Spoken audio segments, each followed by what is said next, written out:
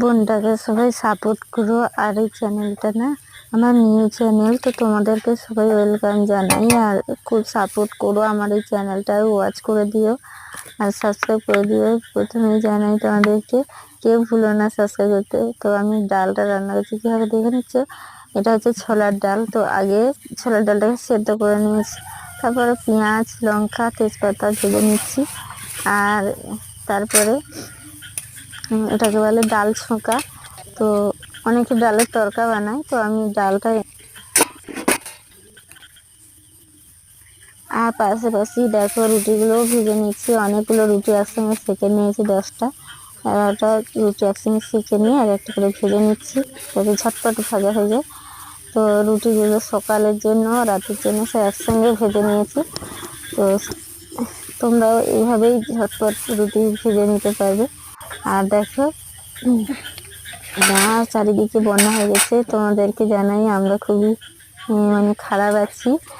আর এখানে প্রচুর বন্যা হয়েছে, আকাশ বন্যা হয়ে গেছে, চারিপাশে জল আর জল ডুবে গেছে সব কিছু, পুকুর, নদী, নালা সব বন্যায় ভেসে গেছে। তোমরা খুব সাপোর্ট করো। আমরা কীভাবে কী করবো আমরা কিচ্ছু বুঝতে পারছি না। তো তোমরা সবাই একটু হেল্প করে ছোটো বোনটাকে, চ্যানেলটাকে সাপোর্ট করে দিও। আর কমেন্ট সেকশানে কমেন্ট করে দিও জলদি, আর ওয়াচ করো।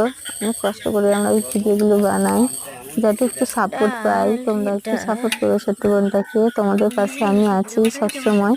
তোমরা এইভাবে আমার পাশে থেকো, হাতে হাত মিলিয়ে সবাই একসঙ্গে আমরা এগিয়ে যাই, এসো। তো প্রথমে এই শুকনো লঙ্কা পেঁয়াজ ভেজে নিয়েছি, তারপরে দিয়ে দিলাম ফোড়ন, তারপরে 1 চামচ লবণ, 1 চামচ হলুদ, এক চামচ চিনি দিয়ে ছোলার ডালটাকে রান্না করে নিলাম। খাওয়ার জন্য এটা করেছি। আর ছোলার ডাল একটু সেদ্ধ হতে দেরি হয়, তোমরা প্রেসার কুকারে সেদ্ধ করে নেবে, ঝটপট হয়ে যাবে। কুড়ুস কুড়ুস করে খাচ্ছে দেখো শুধু।